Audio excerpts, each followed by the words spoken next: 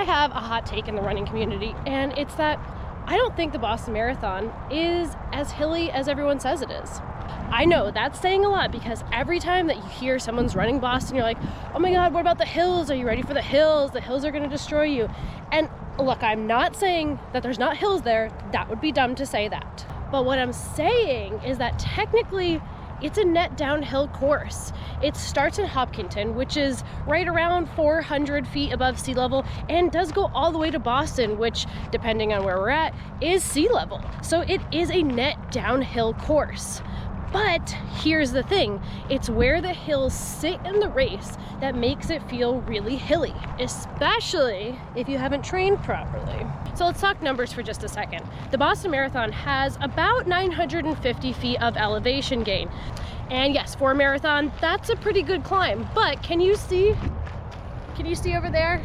I think you can. That's San Francisco, and the San Francisco Marathon has 1,200 feet of elevation gain, and I've done that race a few times, and it doesn't actually feel as hilly as Boston feels, because where the hills are placed in the SF Marathon are really throughout the course.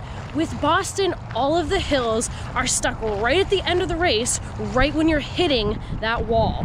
The danger with the Boston Marathon is that the first 6 miles are pretty downhill, and you have this nice gentle grade, so it feels a little easier in the beginning. You know, you get this free speed, and what happens is if you're not ready for that and you haven't planned on this, you might take it out a little too fast and kind of burn out your legs, so that by the time you get to those Newton hills, now remember, it's not just Heartbreak Hill, there's not just that one big hill, there's miles of hills that are right from about mile 16 to 22, 23 on the Boston Marathon course.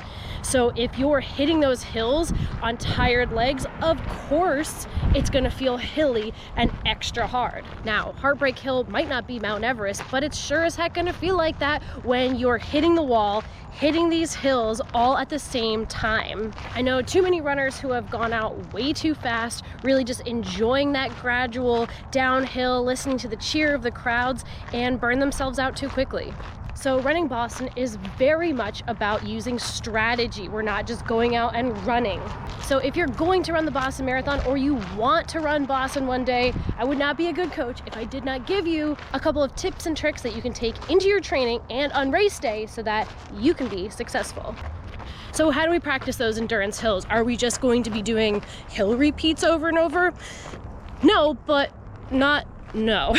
So what you need to do is implement those hills where they're going to be hitting during the race. So as we're building up our long runs, we're putting in hills. We're trying to find some course, some route that we can have hills towards the end of our long runs. Now, I know that's not going to be the same for everyone. I know some people live in places that is very, very, very flat.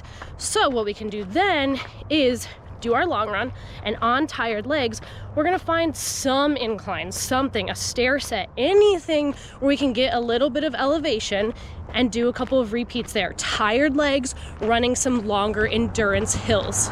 We're gonna practice pretty proper running form where our chest is up high and we're driving through the hips, even on those tired legs, so that we know when we get to Heartbreak Hill, we can smile, because that's where everybody is and that's where the pictures are. So we really gotta be looking super good when we're going up that hill. And we're gonna take it to the trails. I know, woo, telling marathoners to go onto the trails is usually like, I get eyes exploding here for that. But one day a week, if you can, even if it's just, you know, your city trails, anything like that where you can get a little bit of elevation gain, don't be afraid of that. And if that's like totally impossible, I know there are people where you live, it's completely impossible, use strength training to your advantage. I, on this channel, have a ton of different videos where we have built strength training routines specifically for building legs for crushing hills. So check those out if you need a little bit of help with that. Personally, in this build for Boston, I have been doing Saturdays as a really easy, chill trail run. And then on Sundays, I'm doing my long run on the road trying to get a little bit of elevation gain in there, but practicing that running on tired legs. Any hill that I encounter, really just kind of trying to tackle it mid-run.